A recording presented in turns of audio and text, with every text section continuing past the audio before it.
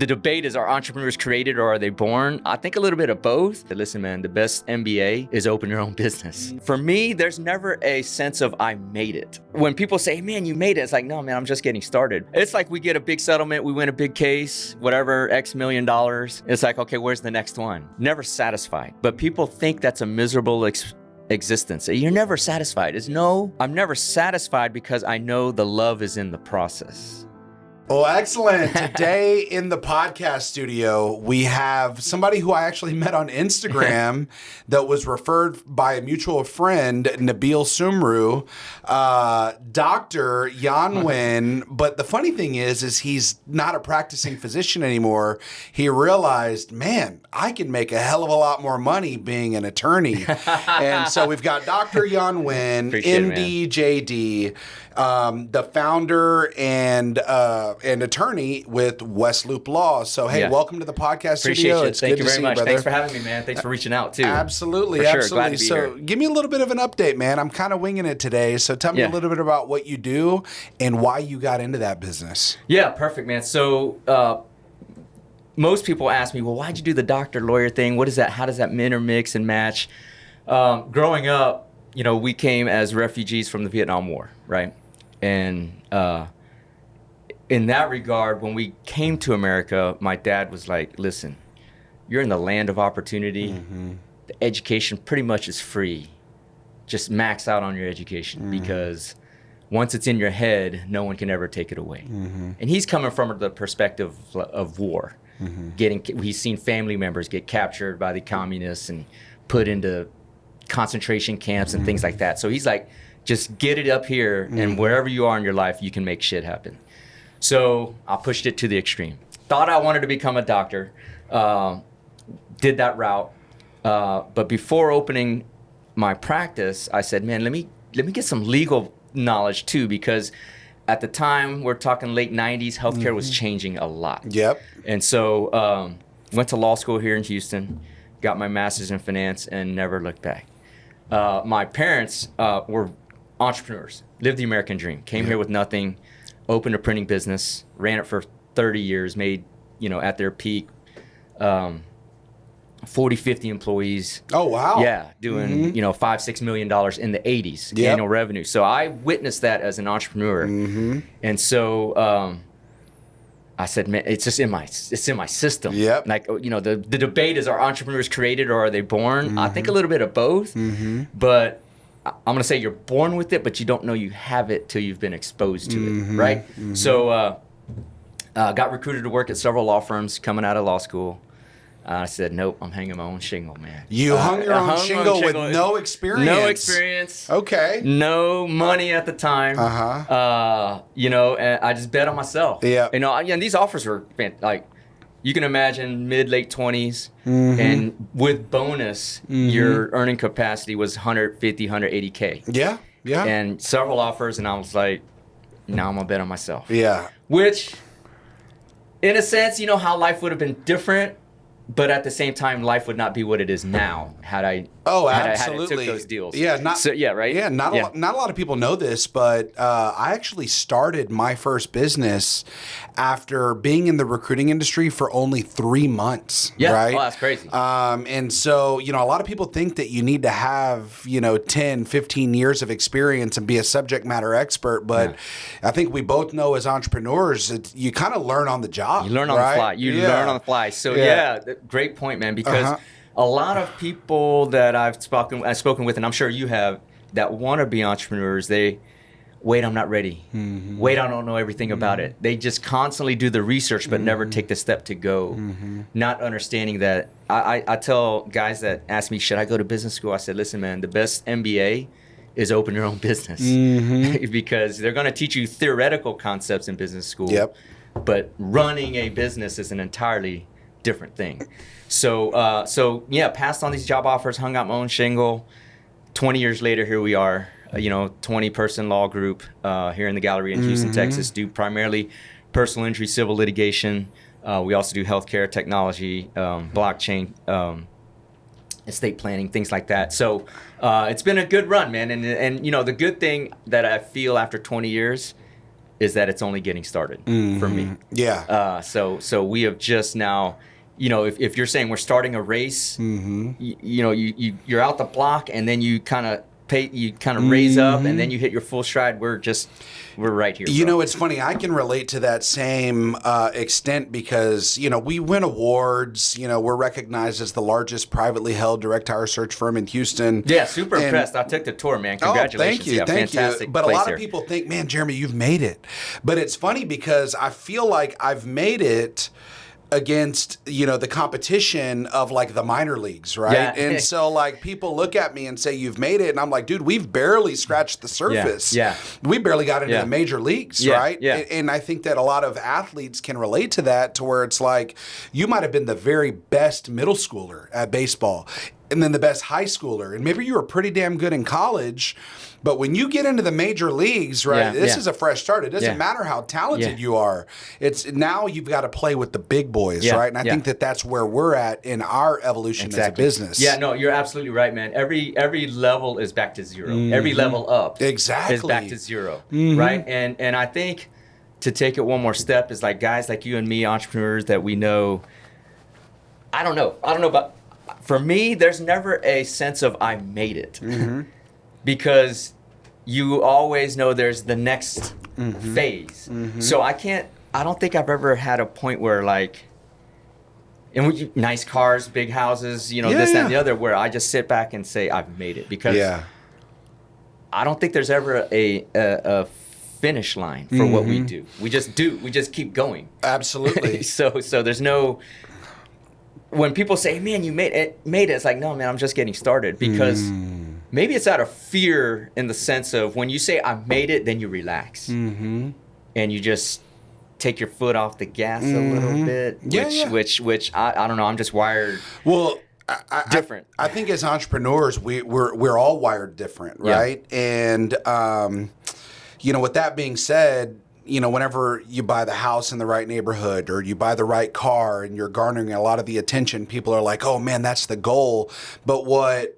in my experience, it's like that material object doesn't really bring me a lot of satisfaction or joy. It was all the blood, sweat, and tears that I put in, and the learning opportunities, the failure, the triumphs, right? All the wins and high fives and hugs and celebrations. And then really that's just the trophy. Yes. Right? It's the symbol of it. Hey, look, I won. I got to that level, right? It's almost like winning a championship. Oh, yeah. But guess what? When Tom Brady won that first championship, he was lacing them up next season to try to win a second one. And that's the point. Right? Yeah. And then they asked Tom Brady, they said, which one was your favorite championship? And his response was the next one. Yeah.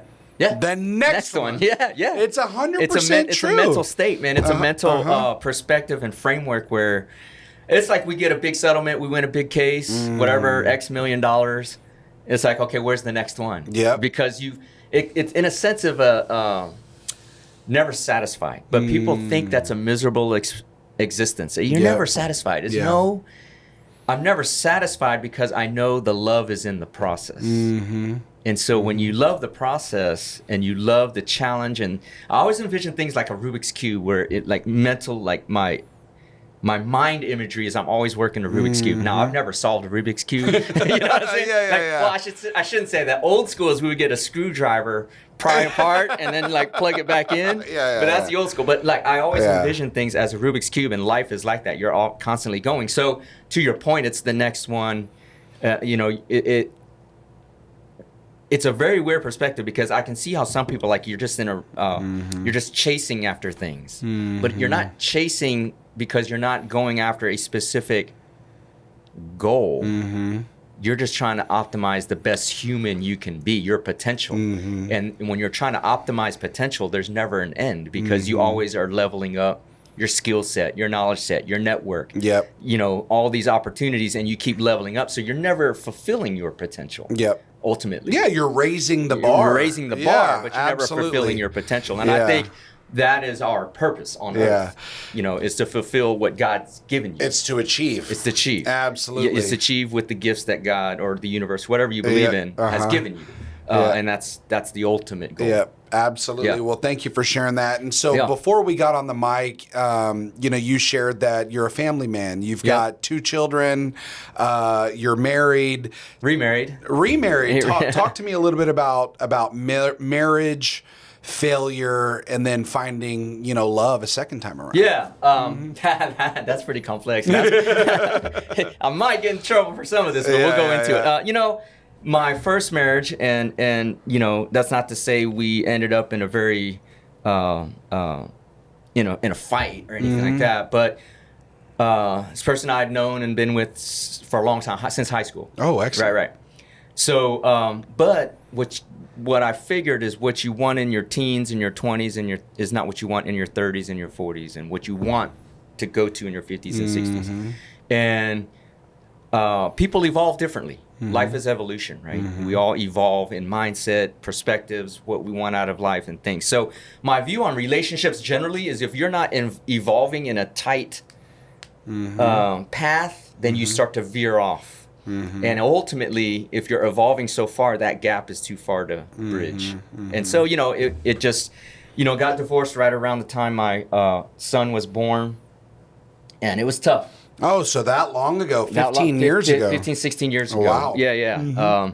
So, got separated at that time and then divorced shortly after. Sure. So it was a challenge. It felt, because running a law firm, growth is the hardest part of business, because you're spending to grow, and so you don't have that cash flow to save, and you're just managing a lot of things. And it's difficult for somebody that doesn't have that entrepreneurial way of thinking to relate. Right? Absolutely. And that's the other thing is, my ex-wife was more of a clock it in, 9 to 5, not risk taking, kind of take it conservative. So just over time, our vibes our vibrations didn't match. And so got divorced, and the challenge, it's just all at once. Growing law firm, all these things, new kid, how I'm going to manage the custody. And so at that point, it was, hey, I'm just going to focus on my career, be a good single dad, right? Segueing into where I am now, I was doing, for my law firm, I was doing a reimbursement litigation strategy for home healthcare companies. Okay, and happened to meet whom now is my current wife in a professional setting. In a meeting, I was pitching a home health company. Yep. Yeah, hey, this is the reimbursement strategy, I'm pitching the chairman of the company, and Candace is sitting right here, so I'm like this the whole time, right? Like, so we follow. What was her role? Her role was a business development home health care professional, right? So we had a follow-up meeting. Sure. And 2 things about the meeting. On a professional level, I was like, what are the challenges in home health care business development? She says, well, we had to turn away 3 or 4 clients this month because we didn't have the right provider for them. Okay, we sent someone out, they rejected them. We sent another person out, they rejected. So we had to refer those cases to another agency. I said, well, that's how much in revenue you passed up on. Each case $3,000 to $5,000 a month. So we passed up on $10,000, $15,000 a month in revenue for those 3 cases. Fast forward the conversation, we started talking about my divorce. Okay, how long had you been divorced at the time? Finalizing it. Actually, yeah. I was like, wait a minute. So I'm an open, open like that. Yeah. She was single at the time, and she says, you know what? You need to get on Match.com. This is, 10 years ago. Yep. I said, no, I got too much game for that. I said, if God, the universe, is going to put somebody in front of me, He's just going to put somebody in front of me. Okay. Yeah. But light bulb went off. Yep. You just got rejected by 3 patients because you didn't have the right provider. And now we're talking about online matching of people. Okay. Has no one put those 2 together in healthcare? She said no. So we just launched CuraConnector.com. Okay. CuraConnector.com. Excellent. Okay. So it's a proprietary algorithm, web-based platform. that matches on over 50 different quantitative, qualitative variables For home health care. for outpatient care. Oh, okay. Anything outpatient. So, for example, your mom, wherever she lives, let's say she lives in Arizona, Phoenix. Yep. She needs a home health care provider. Instead of you flying out there and trying to call companies, do you have some? You go onto our platform. You enter in the variables of the provider you want, the type of service, scheduling, how it's paid for, personality matrix, and in real time, the algorithm pops up, percentage rank matches to what you want. Yeah. So we just launched that last year. But, you know, it just goes to, it goes to the story of how sometimes things just work.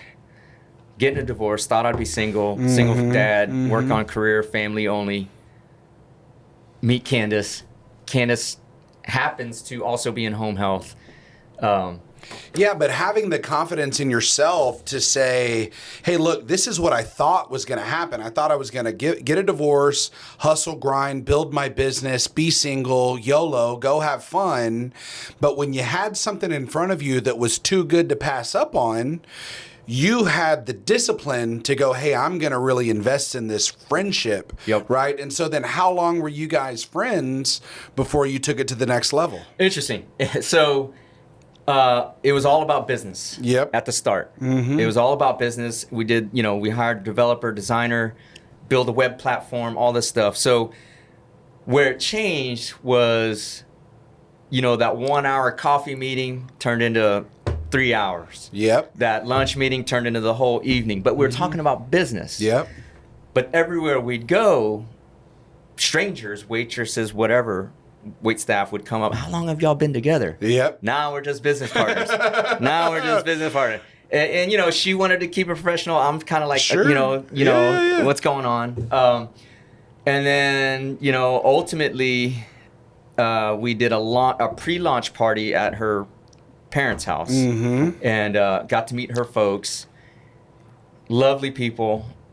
From that meeting, her mom started calling me son for whatever reason. Kind of hinting at, you know, hey, this might be a good guy for you. And, you know, so, you know, over the course of time, we just grew on each other. And the whole time she'd been doing the Heisman. Like, no. So how many years are we talking? Months? Years? 9 months. 9 months. Okay. 9 months. Okay, that's reasonable. Yeah, 9 months. You know, it never blurred the lines between professional. Like, we never really, quote, dated. And then one day we were just at a pho shop, you know, Vietnamese noodle shop, where we would meet and talk and do work. And I said, you know what, Candace? Everybody thinks we should be together. We should just be together. And she said, well, what do you mean? I said, we should just get together. Like, she's like, are you talking about like getting married? I'm like, she's like, I got to test out the goods first. Well, here's the thing. I said, well, why not? And she goes, well, who's scared? There we go. I said, I'm not. Are you? She said, no. I said, listen, don't fuck around. So I preloaded a text message to her mom. I said, because her mom had been pushing the whole time. Like, and you guys hadn't done anything. We hadn't done nothing, bro. We hadn't done nothing, which is like crazy to me. Yeah, but you had fallen in love, right? Because I think in order to be, trust, rapport, and credibility had already been established. It had already been established. Okay. The trust. Which are 3 fundamentals that lead to love. Yes, exactly. So to your point, so in those terms, we had fallen in love. Not like respect had been developed. Yes. It wasn't an infatuation thing. It was like, hey, this person is logic. So I preloaded a text message to her mom. I said, Mom, you know, Candace said yes. And she immediately called. No, I said, Candace said yes, and I showed it to. And then she sent it. No. I said, if you're not fucking on, I'm gonna push send. And you know what's gonna happen once I push send. And she says, who's scared? Who's scared? Boom, send. Mom calls right away. What? And she goes, well, you know it's not official until you do it in front of me. So we go to her mom's house with her dad there. And I said, obviously this is Candace improv. Is not an Asian woman. This sounds like a Latina woman. No, she's Irish German. Oh, okay. Irish German. I gotta see it. So I go to her house, and obviously I said, obviously this is improvised. I mean, I'm not ready for nothing. Like, no ring, no nothing. She goes, I got you covered. I said, what are you talking about? She opens up. Now, everybody has an everything drawer Oh, yeah. in their kitchen. Oh, yeah. She opens the everything drawer, and there's shit all over the place. She pulls out a green rubber band. Okay. I said, well, she goes, does this work? I said, it works for me. Yep. And Candace is like all giddy and shit. So I get out on one knee, do the thing with the green rubber band. She still had a green rubber band. Yeah. And, she says yes. Neither of us tested the goods. Yeah. Kind of crazy in today's day and age where everybody's talking about body counts. Oh, yeah. It's crazy. Yeah. So, wrapped up the green rubber band. And what was really fun was actually shopping after the fact. Oh, yeah. Go up to De Beers. Hey, how can we help you? Hey, we're here to buy an engagement ring. Well, what do you got now? And she pops out the green, a green rubber band wrapped around like 7-8 times. Like, we got this. And like, oh my God, we can definitely help. So Tiffany's, De Beers, like you name all the jewelry stores in the gallery. They're like, what the fuck is going on here? So super fun. So that's the story. But fast forward 10 years later, we have a great 6-year-old daughter. We built Cura Connector, launching that. She did it right with our son, but my son, she's like, hey, look, don't force anything. Let us just be friends. Yep. Let us just build our own relationship. If it works, great. If not, whatever. I'm not here to replace his mom. Yep. I'm just bonus mom. I'm just one extra person that loves him. So everything, like, I hate to use the word blessed, but, it all kind of worked out, kind of weird. And that's how, philosophically, I know when things are right for me, I don't have to push that hard at it. Yeah. Right? Well, I have a very similar experience. Story, yeah. So yours is more recent, right? Yeah. So, similarly to what... So I'm not even going to talk about relationship, but so you flash back all the way to 2015, might have been early 2016. I was in a group called Vistage, which is a peer-to-peer executive advisory group. Okay? I heard about it. And I'm in there with 20 other individuals. Christine Spray is our Vistage chair, and there's all these other executives that are running businesses, right? And at the time, my business was probably doing like $1 million a year. I was making $500,000. I thought I was successful. Yeah. Well, the problem is I was just hanging around the wrong people, right? That weren't motivating and inspiring me to raise my own bar, right? Yeah. And so I'm processing some complex issues. I'm developing friendships and rapport with the other people in the group. And I was in the group with this guy named Scott Kelly for 9 months. That was the exact time frame, right? Okay. And before you make any assumptions, let me finish my story. But one day I'm having a beer with Scott. I had just returned from a family vacation with my kids. I had a 3-year-old, a 1-year-old, and a brand new newborn, and we did a road trip. Hands full, man. We did a road trip to Savannah, Georgia, and back. And man, I was just complaining, man. My wife's ungrateful. My kids are too much. She won't let me hire a nanny. I'm exhausted trying to build a company, trying to raise a family, trying to be the financial provider, and still be a loving husband. It was tough to do. Yeah. And I'm just complaining about my business. And Scott, on my back patio, having a scotch, says, "Man, you need somebody to come in and run your business." And I said, "Scott, I don't, where am I going to find that person?" Right? Yeah. And literally, just like your Candace, fucking girl said, who's scared? Yeah. He goes, "I'll do it." What the? We never even talked about business. That's crazy. I didn't even have a job opening. That's crazy. You didn't even think about it. Yeah. I didn't even think about it. I'm just as my homie, dude. I'm building trust, rapport, credibility, respect for 9 months. I don't even think he was really thinking about it until, the situation was right there on the table. And I said, "Scott, I don't think I can afford you." Well, we got creative with the compensation structure to where he gets his base salary and then a percentage of revenue in order to keep me motivated to grow the business, right? Because if you bring in a COO to run a company and he's just on salary, what's to motivate him from growing from 1 million to 20 million? Misaligned incentive, right? Exactly. Yep.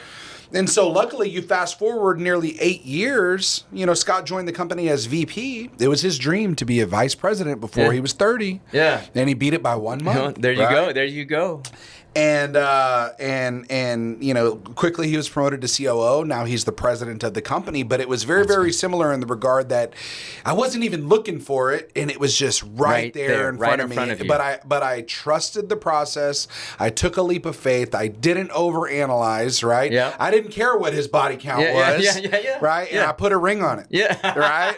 Yeah. Now that little green rubber band cost me a lot more. Right. Yeah. Probably a lot more than even that Tiffany ring that you got. But man, you know, I wouldn't have it any other way. That's crazy. The coincidences. Yeah. But then you're doing all this while you are also getting divorced. Well, that's a great question. So we'll go back to relationships. So, you know, I love my ex-wife. Yeah. She's still one of my very best friends today. We have 3 beautiful young boys, 11, 9, and 7. They got their looks from their mom. They got their athleticism from their mom. And then they got their ambition, right? And hard work ethic, discipline, focus, character, integrity, right? From the both of us. But what I'm getting at there is whenever I was in Vistage with Scott, I decided, you know, I don't think that I'm in the right room. All these people are executives. I want to be in a room with entrepreneurs.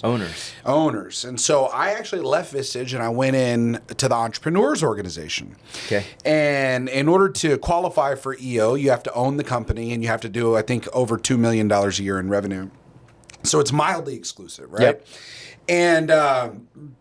And one day, you know, I was assigned a mentor whenever I joined EO, and my mentor, his name is George Joseph, and George Joseph owns Common Bond Bistro and Bakery, and then he also owns like a drug and rehab recovery center as well, which is the main cash cow. Common Bond is just like his passion project. But I'm sitting there processing, you know, my marriage that was essentially failing, right? Not due to my ex-wife's fault, and maybe to some extent, maybe not even mine, but like you'd said, we'd grown apart. We had misaligned mission, vision, but we did share the same values, and that's the reason why she and I are so close today. But you know, I was so scared about getting divorced and cutting my net worth in half.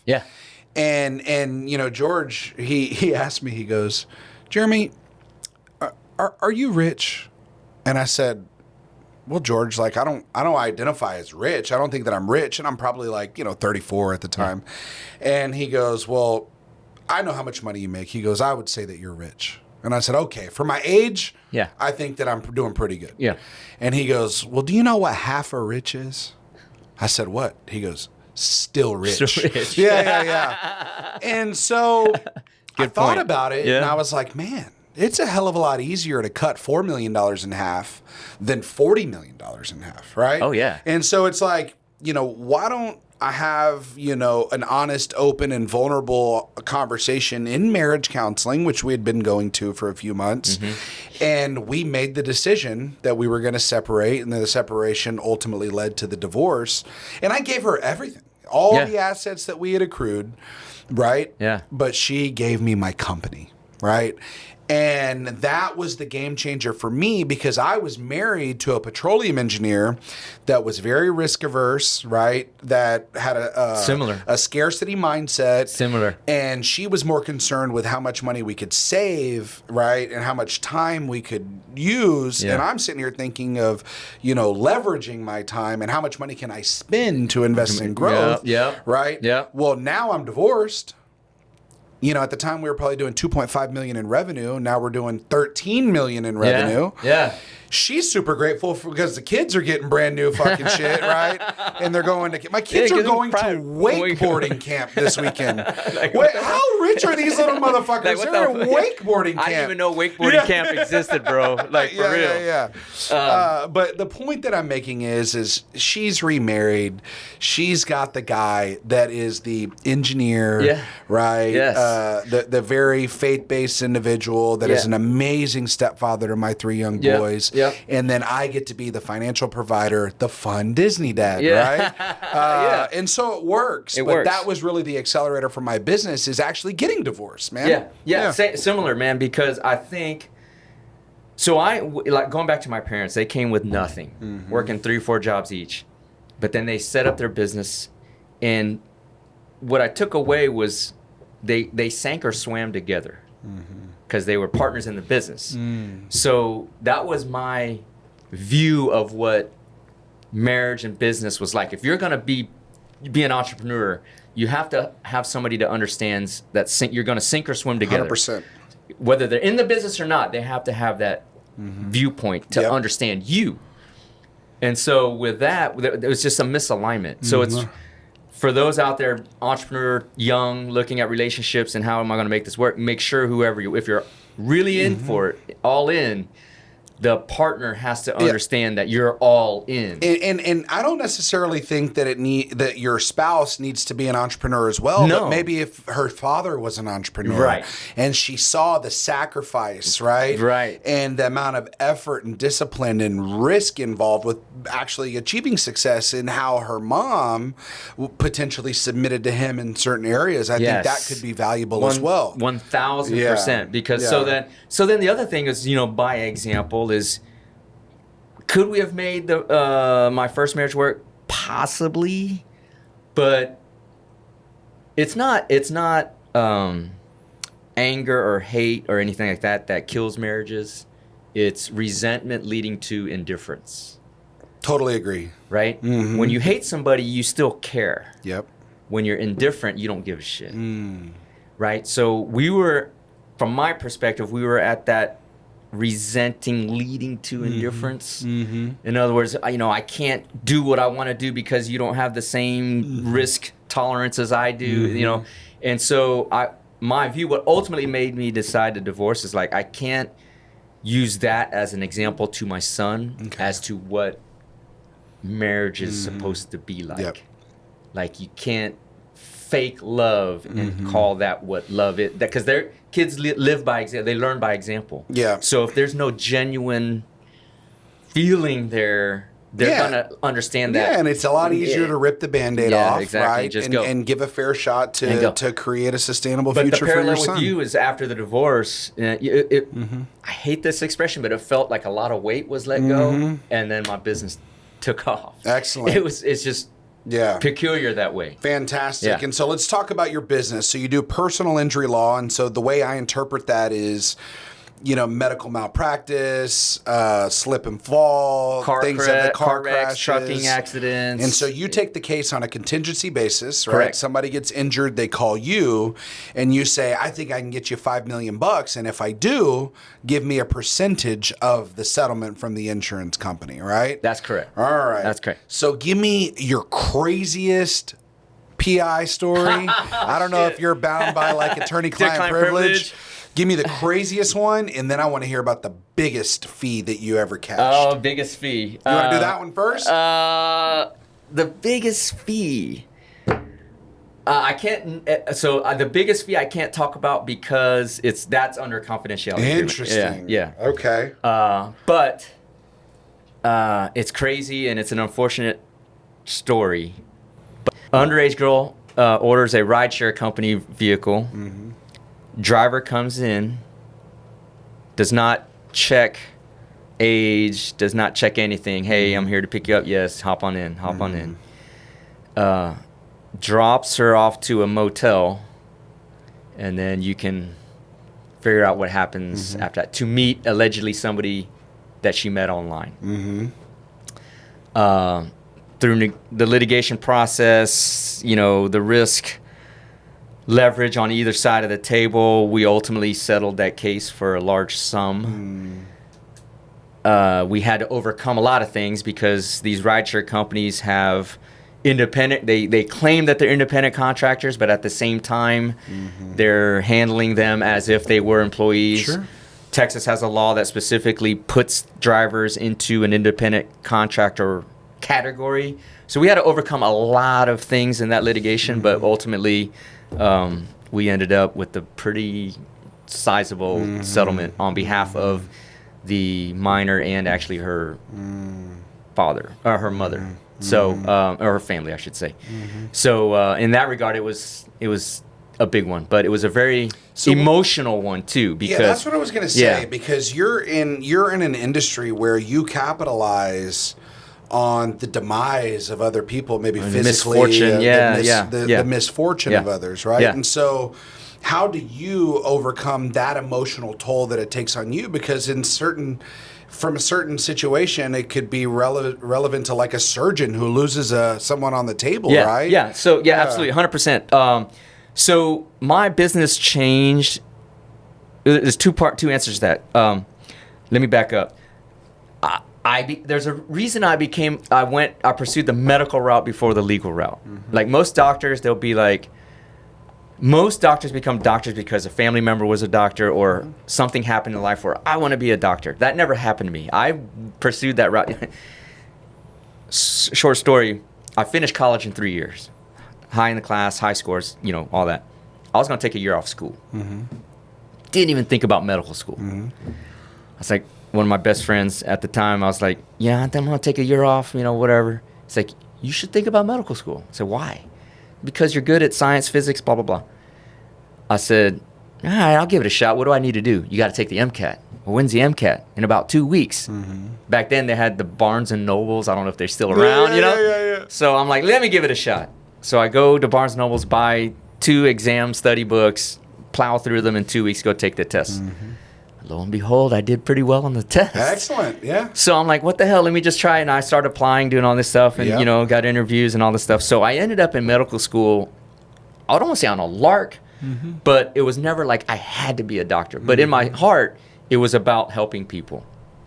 Okay, that's point one. Fast forward, opened the law firm, and it was initially about how much money I could make. Mm-hmm. And I wasn't making a lot of money. But the thought process was, oh, this case is going to make me this much. Mm. This case is going to make me this much. This case is going to make me this much. It didn't really take off until I changed the perspective of how can I best help this person, mm-hmm. right? So it was all about changing lives. Yep.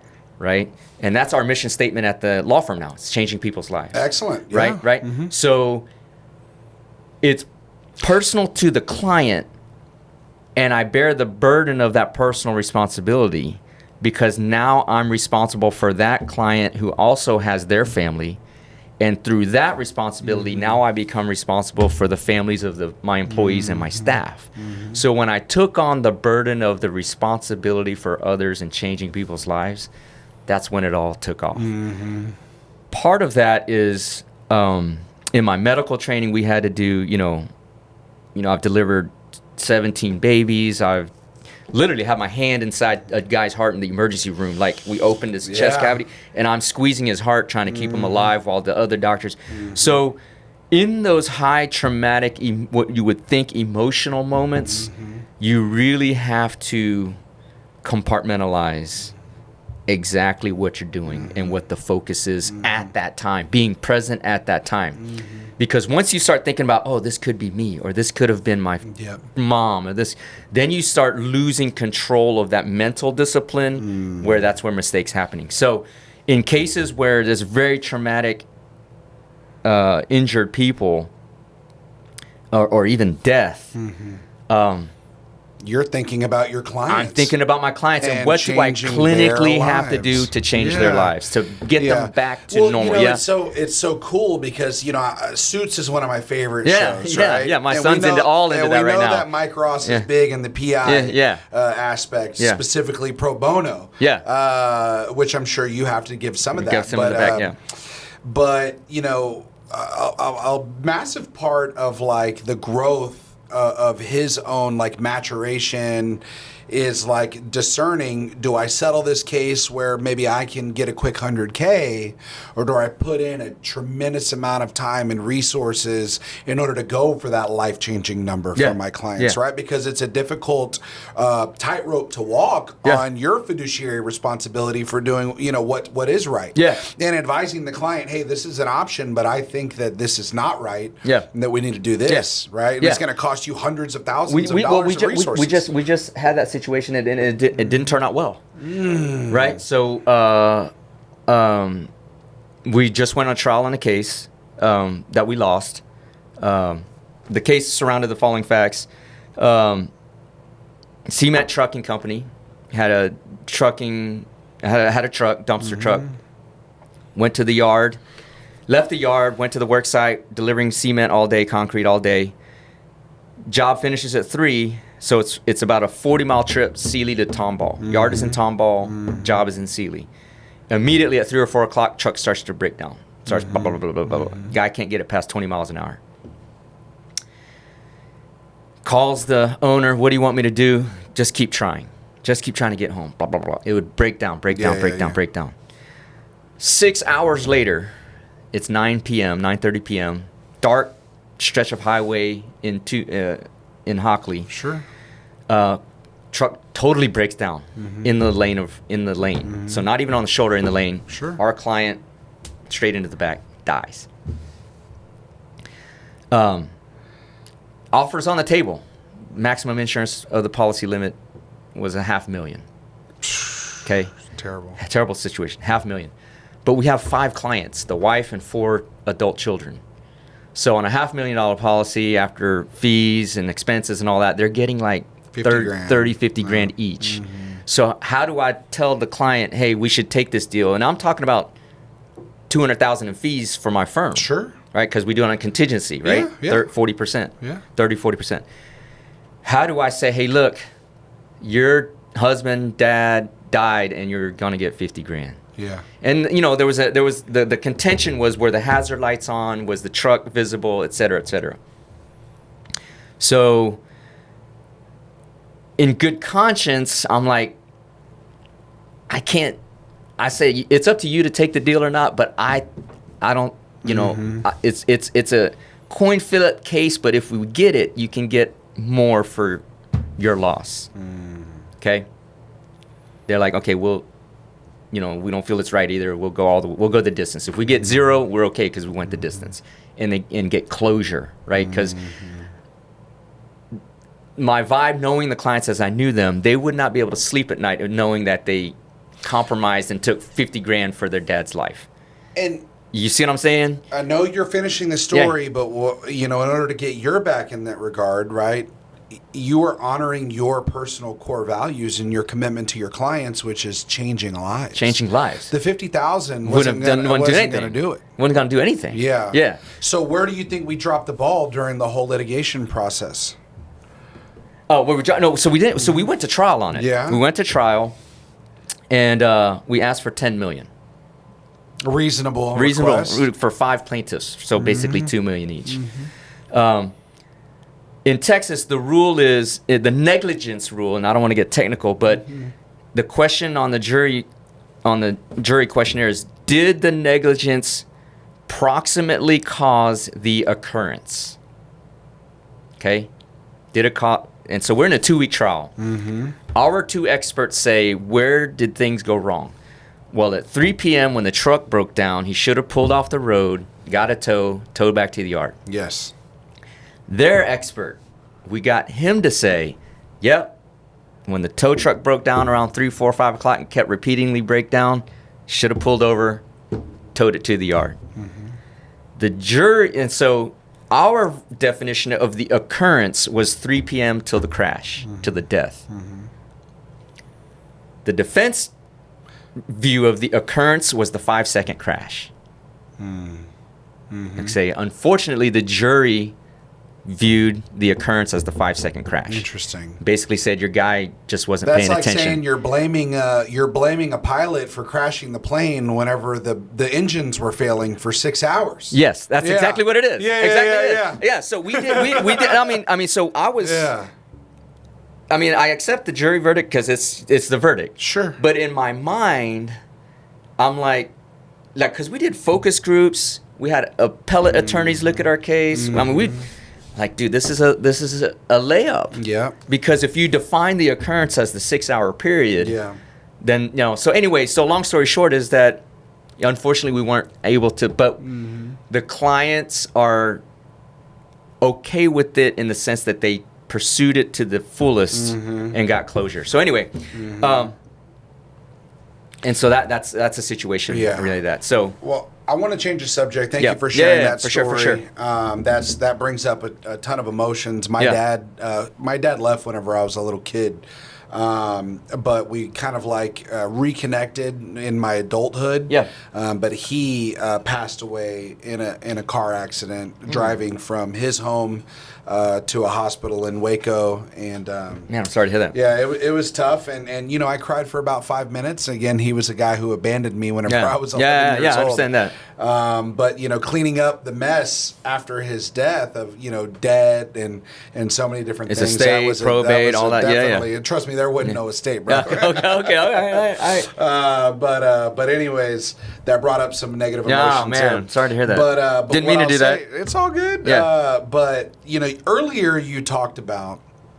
Number one, you said guys like us that build businesses the right way. Yeah, it takes a long time, right? I've been doing this since 2010. Yeah. Right? Yep. People look at the Ferrari and the houses and the watches and the other cars and they're like, man, that guy, he's so successful. Yeah. But they didn't see all the shit that I was eating in 2012, 2013, 2014, 2015. The divorce, the failure, the regret, the guilt, the shame associated with that, right? But you talked earlier about these people that they want the success right away. And you made an analogy earlier about, remember when you used to take apart the Rubik's Cube? Yes. With the screwdriver? Yes. And you just fix it? Yeah. I feel like there's so many people today that try to take apart the Rubik's Cube. And they try to put it together in business. Yeah. Right? Yeah. And what happens is they might make money for a year or two or maybe even 3. They get caught in a lawsuit. They get caught in a claim. They end up going out of business, right? Maybe they lose everything because they did it the wrong way. They didn't want to do it the right way. Put in all the building blocks and the infrastructure that were going to 100%. create real growth and success, right? That foundation. Yeah. And so what do you think about all these people that are in these get-rich-quick type schemes and investing in AI and automation and all this stuff? I'll go back to what my parents taught me when I was young. Fast money never stays. Fast money never stays because you don't build it. You know, going back to the sacrifices, I watched my parents build their business and I was in it. Like in elementary school, summertime, school's out. My friends would be going to camps, wakeboarding camps, whatever. They didn't have those at the time, but they would go to camps.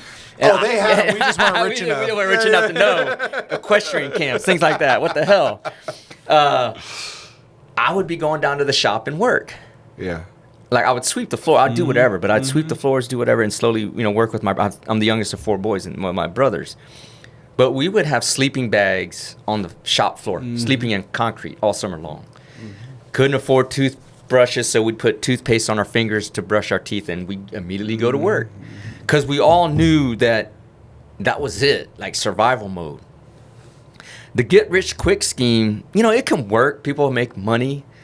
And if you do, God bless you, good for you.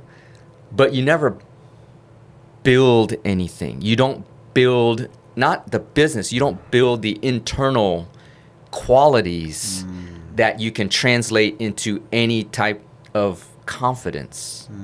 So if you made it quick, you're like, man, was this a flash in the pan? You're always doubting, right?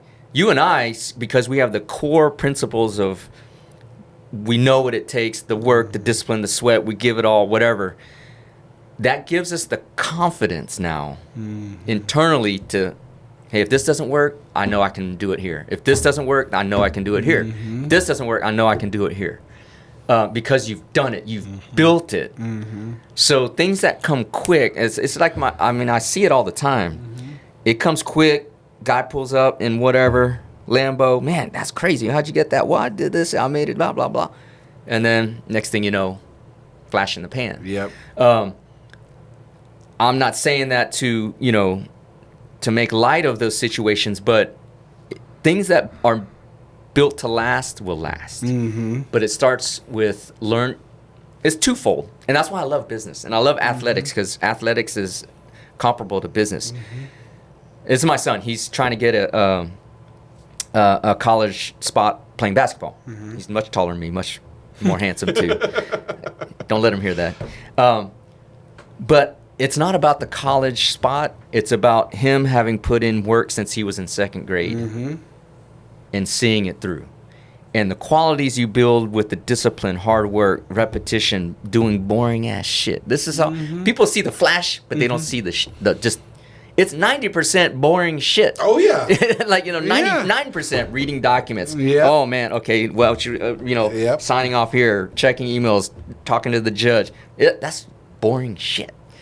When you get the check, you're like, yay, but that's just quick, and then you're back to the boring shit. Yep. So all those principles, when you make it quick, you don't get mentally, spiritually, you don't get your psyche aligned with being able to do the boring shit to build something that'll last. The flash in the pan stuff, great, but it's not building a legacy that you can leave behind. Your business, you're building equity in your business, something that you can potentially pass along to your kids if you wanted to, or sell out in equity. If you have a drop ship store, what can you sell? You're only as good as your next product that you're drop shipping, for example. Yeah, and you're at the mercy of your vendors that could quickly change their service agreement with you. Quick, yeah. So if you made money quick, great. God bless you. Good for you. It's not one of those things where I think you can.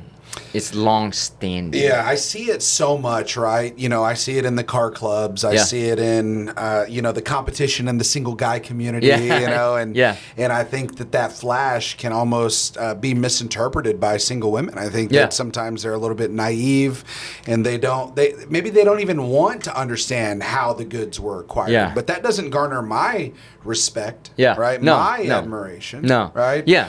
And in order for me to be friends with a man, I need to respect and admire that individual. It doesn't mean that person needs to make $10 million a year. No. Maybe I can respect somebody as a father, as a spouse, their fitness, right? Their social life, whatever it is. There's a tremendous amount of ways that I can respect another man. 100%. But with that being said, I see you're wearing a little blockchain hat, right?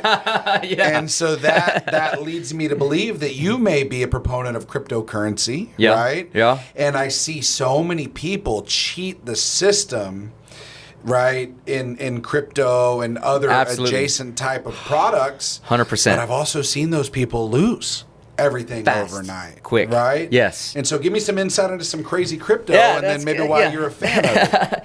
Well, so I am not a huge fan of crypto. Interesting. I'm a huge fan of blockchain. Oh yeah, blockchain. Blockchain is like the internet. The internet. Yeah, I am a huge fan of that technology. Yeah. Now, of the cryptos, it's only Bitcoin. Okay. Everything else is a little bit different. Okay.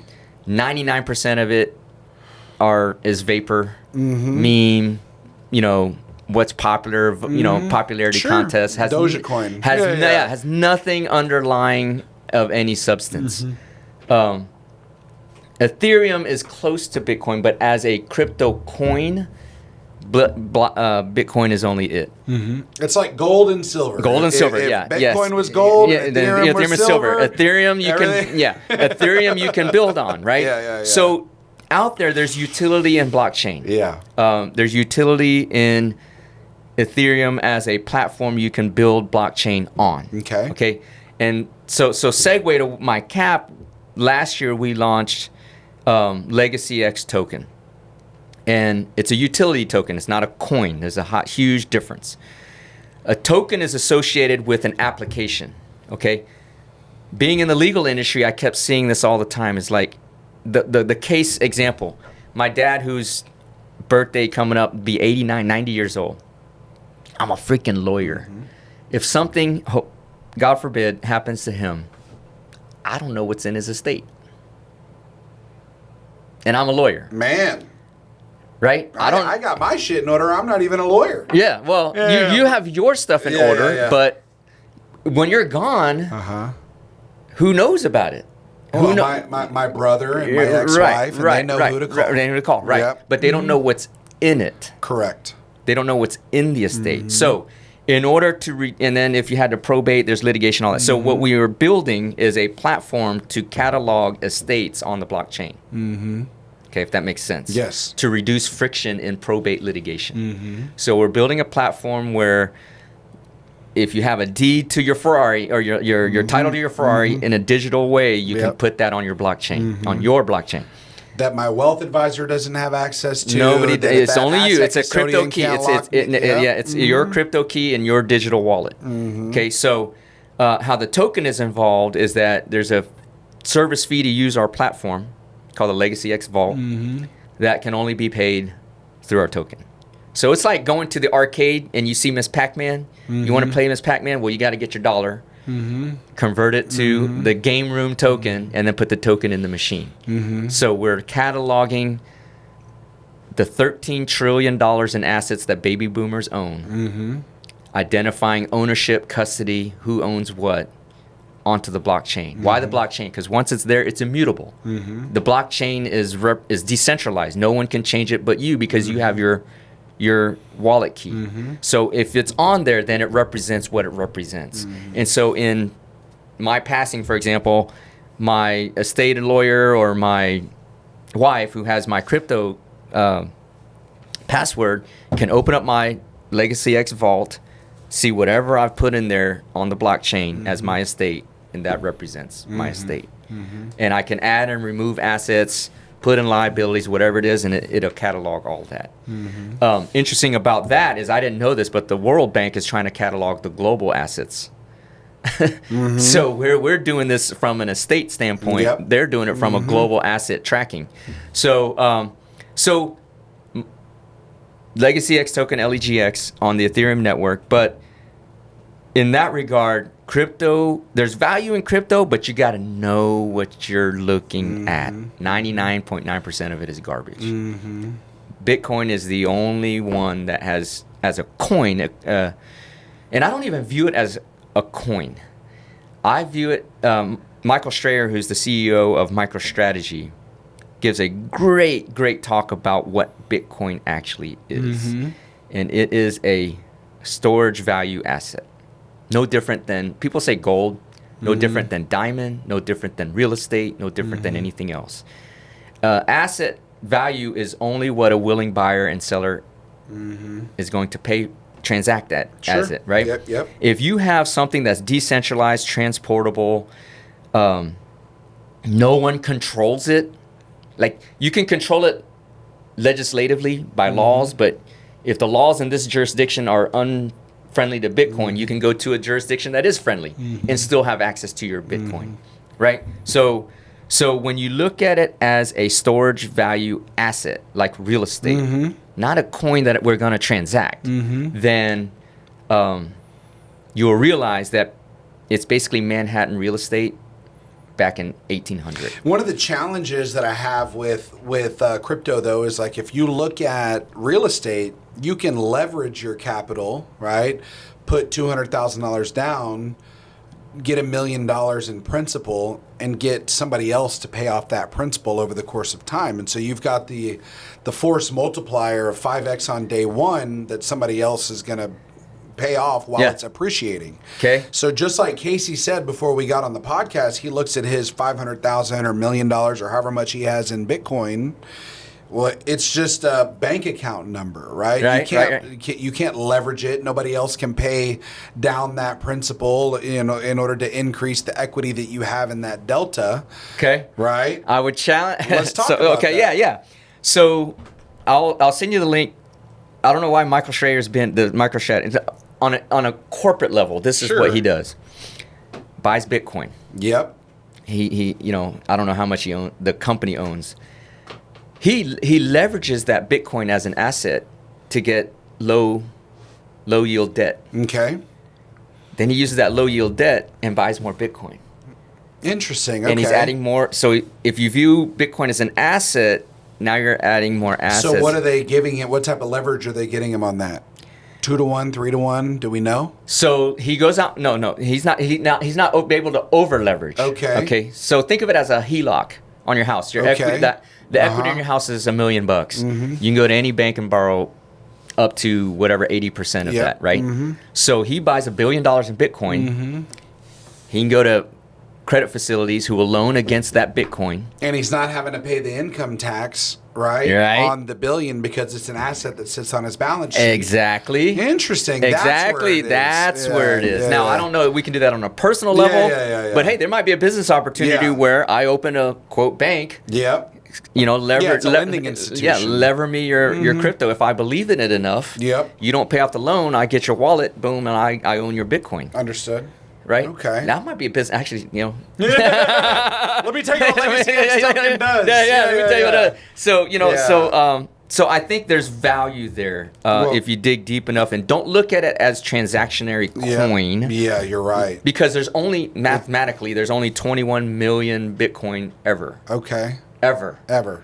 Just like Manhattan real Sure. estate, there's only that little rock right there. Yep. Right? So when you have, it's a supply and demand thing. When supply is fixed and there's greater demand, I would ask you this. There's 8 billion people in the world. How much percent are really in tune with crypto at the moment? Less than Sub 1%. Sub 1%. Yeah, of course. So if you go to 1%, that's what, 80 million people that are into crypto. So you have 80 million people chasing after 21 million Bitcoin. Yeah. At 1% global population adoption. Yeah. I understand. Yeah. So it's just, to me, I look at it as an asset with fixed supply waiting for the demand to come. It's almost like instead of Manhattan real estate, I'll use the analogy of it's a Bugatti Chiron. Right? True.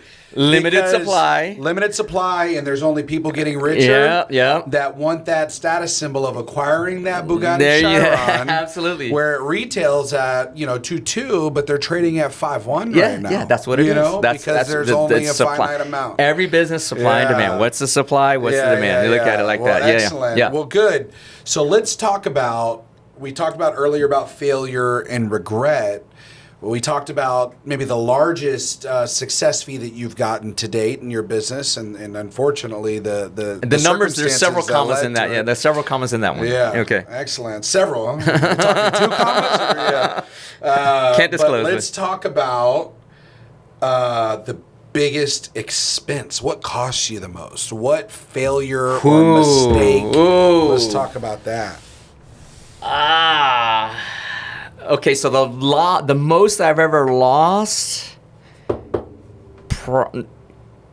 got to qualify this. The most I've ever lost in about 2 seconds is $250,000.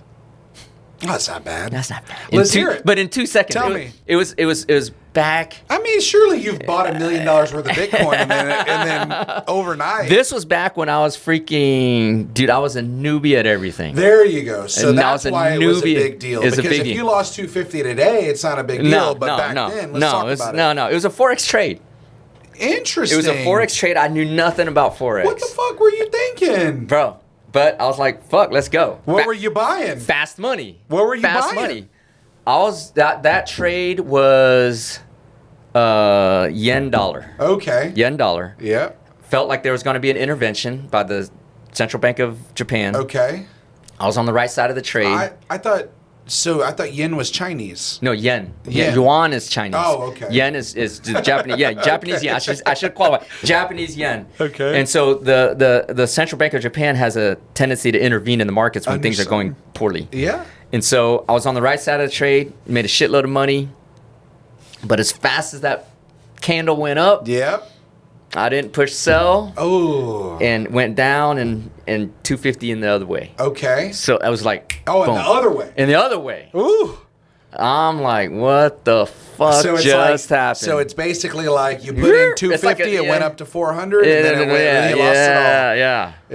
Yeah. So I'm like, what the? Yeah. So my computer screen was broken. Yep. After the fact. Yeah, so I was like, what the fuck? You know what I'm saying? So it cost you $250,000 and 500. Yeah. Not even that, bro. But money comes and goes. Yeah. Money comes and goes. I know it's cliche, but money does come and go. Learned a lesson out of that. Mm-hmm. So my thing is like failure is never failure till it's final. Right? And failure is a success because if you're open-minded enough to learn out of every failure, then a failure is never a failure. That makes sense? So that was something that I picked up really early on. So that's the fastest, not the most money I've lost. I can tell the hardest times was, you got to think of this time frame. So new son, several job offers, turned them all down. I thought, doctor, lawyer, you're going to get clients, easy, all that, Mm-hmm. entitled. But I hadn't done shit. Hadn't proved myself. Yeah, I understand. So degrees don't mean anything at all, honestly. It gives you a license, but it doesn't give you it gives you license and some credibility, but it doesn't give you money. That makes understand. sense. Okay. So I thought I'd be rolling in it. I ended up mortgage, car payments, all this stuff. I had about $1,000 in the bank. Oof. Turning down 6-figure jobs. Yep. And my buddies that stayed in medical school, they're residency finishing up, they're getting 6 figures. My Yep. buddies in law school who took their jobs, they're getting 6 figures, and I'm like, what the fuck? So leveraged everything I had for a $10,000 loan. Interesting. Leveraged it to the hilt, and then took the 10,000 and have compounded now to a multi-$10 million law firm. Plus, I don't like to jinx myself by talking about it, but that was tough. Had to swallow a lot of pride. You gotta understand, man, I'm finishing top in my class in everything. Excellent. Top, and then here I am at the bottom relative to my peers. Yeah, the equivalent You know what I'm is saying? like Yeah, the equivalent is like LeBron James, high school, winning awards, doing everything, and then he gets that offer, and then he decides, you know what, I'm gonna open up some Smoothie King franchises. Pretty much. Yeah, it's like, what the fuck? So I haven't. Thankfully, I haven't lost a lot. Maybe the divorce cost some, Sure. obviously.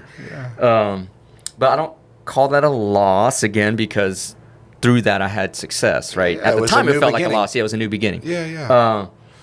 I've been blessed so far. Now, I've been scammed before. Not badly. 10, 15, 20,000. Hey, send this to me here. I can help you here, and they don't do shit. Yep. So me too. that's happened. Yeah.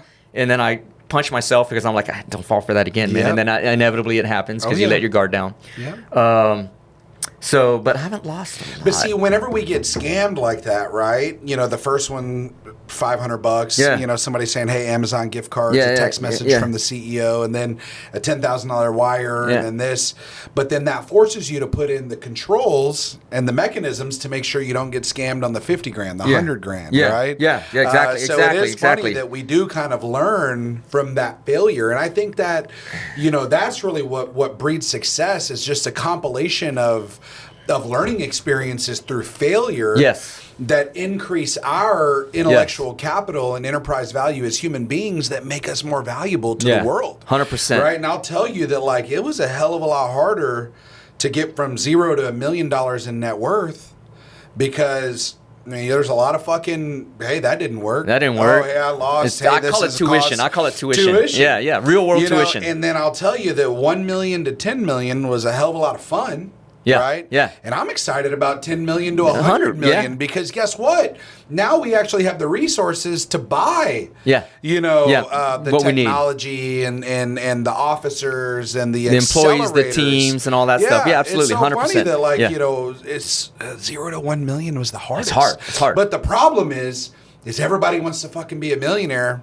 But they don't want to be. They don't want to put in the sacrifice, the focus, the discipline, the reps. Yeah. Right. Yeah. You can't go in and put 500 on the squat rack.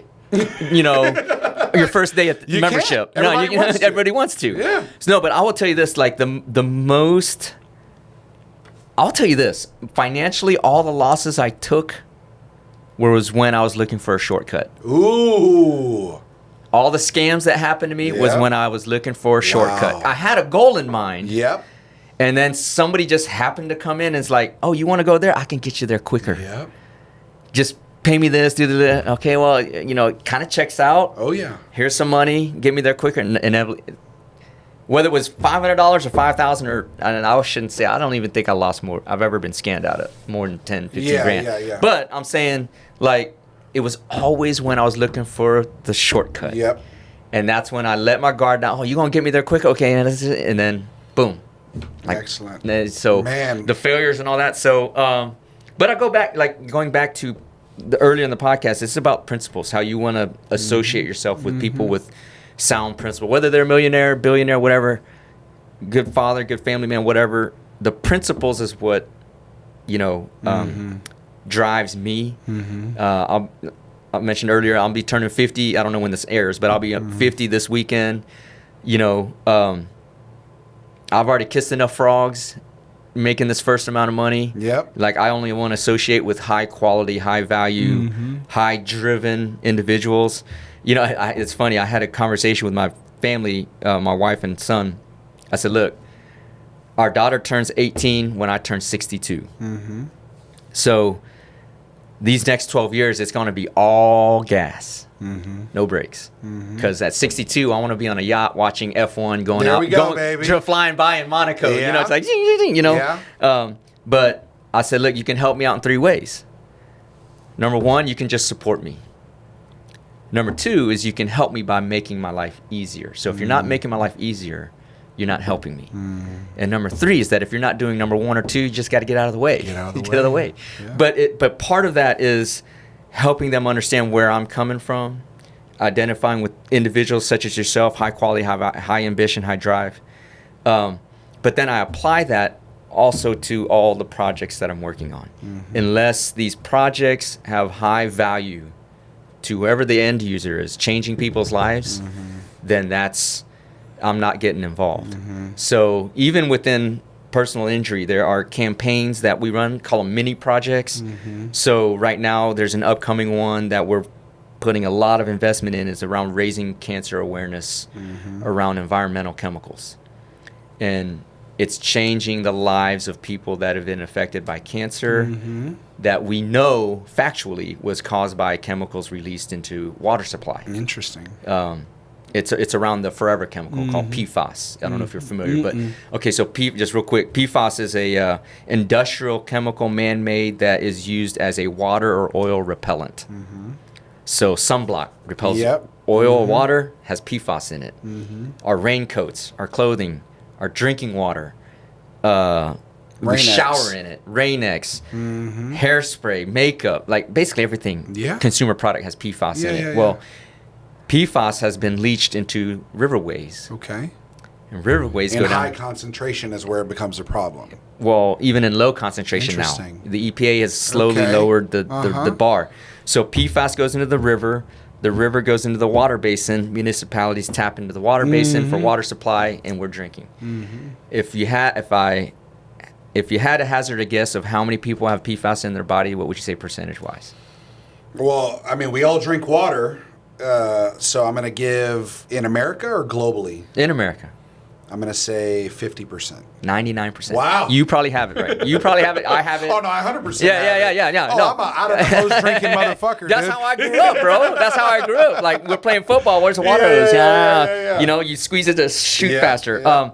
But the point is that now it's recognized that it's called bioaccumulation. Okay. We can't excrete it. Reverse osmosis, water filtrate, can't get rid of it. So it's in our systems, and it's causing testicular cancer, ovarian, endometrial, liver, thyroid, pancreatic, kidney. So we're raising awareness around, because I asked you and you didn't know. Like, that's common. Like, not many people know, but we're raising awareness. PFAS Lawyers on X is what we have. PFAS Injury Attorneys, my website. But for people that have died from cancer, cancer active or cancer in remission, it applies to everybody. You know, this is what I view as, asbestos 2.0. Absolutely. So I'm grateful that you're raising awareness and that you have a mechanism that you can invest the resources and technology in order to spread the word. But in closing, I just want to say 2 things. That when you're 62 years old and you're sitting on that yacht, I hope 2 things. Number 1, that the yacht name on the side is West Loop Law. West Loop Law. Right? Yeah. And that on that F1 car that's driving by, I see a Legacy X token right on there. That's a bet, brother. That's a bet. And the third thing is you're on that yacht. Hey! You're on that yacht with me, brother. But I'm not 62. Thanks for coming out, bro. I appreciate it, man. This is great. Your operation is fantastic, man. Thanks for having me on the podcast. I mean, what you're doing, I think, is huge, important. Absolutely necessary in today's social climate. The value. Hopefully, I'll become a client because you're in my industry. But kudos to you, man, for what you're doing here and what you're building. I see a great future. Better yet, you're not on the yacht. Your yacht is parked next to mine. There you go, man. There you go. But yeah, thankful to be here, man. Thank you so Excellent. much. Yeah. Thank you, buddy. Appreciate you. All right, man.